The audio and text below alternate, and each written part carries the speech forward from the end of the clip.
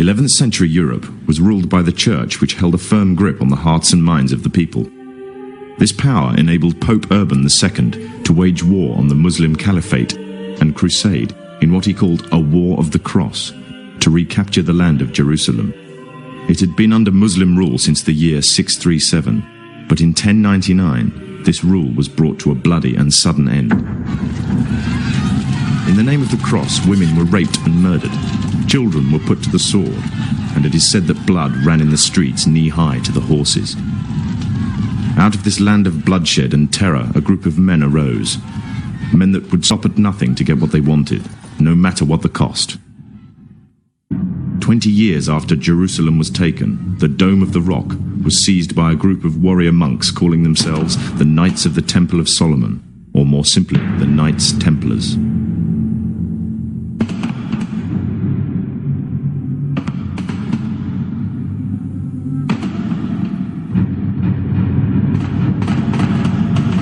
In Jerusalem, the Templars began to deviate further and further away from the practices of Christianity. They learnt the secret arts of the Kabbalah, an ancient form of Jewish magic, along with its dark rites and rituals. The Jews had learnt the arts from the pagans of ancient Egypt during the times of enslavement to the Pharaoh, and developed them into Babylon at the time of Nebuchadnezzar. In 1307, King Philippe of France arrested them for charges of denial of Christ, homosexuality, and idol worship, as well as magic.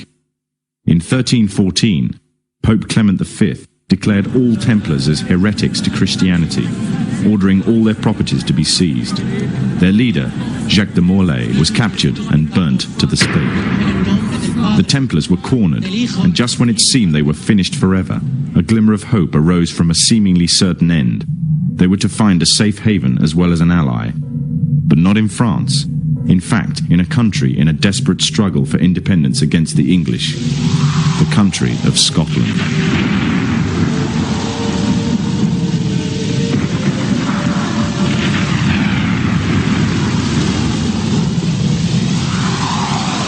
For some, Scotland's hope of independence had died with the death of William Wallace. However, to the King of Scotland, Robert the Bruce, the arrival of the Templars gave him a new secret weapon.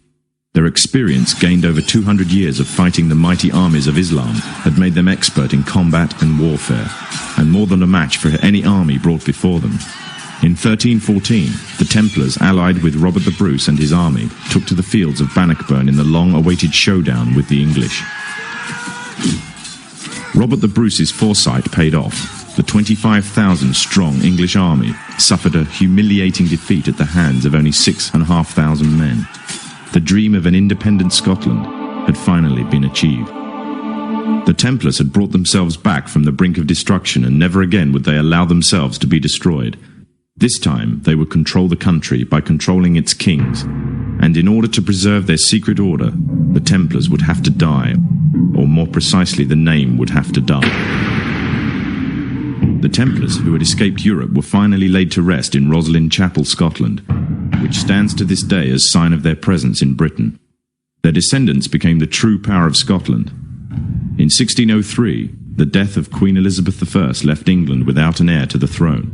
By virtue of descent, King James V of Scotland became King of England. In doing so, Scotland and England joined to form a new kingdom, and the power that the Templars held over Scotland spread to give them a firm grip on the whole of Great Britain.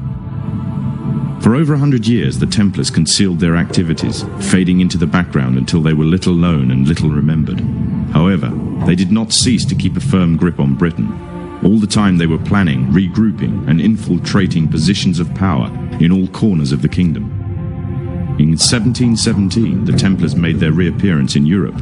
They had grown in both number and strength, and were now ready to coin a new identity, free from their reputation of the past, and given credibility by none other than the monarchy and aristocracy of England. And the name they chose for themselves was a name that would be known by many, but understood by a few. This new name, the Freemasons. The new identity and the grandeur of its members afforded the Masons with respect and dignity.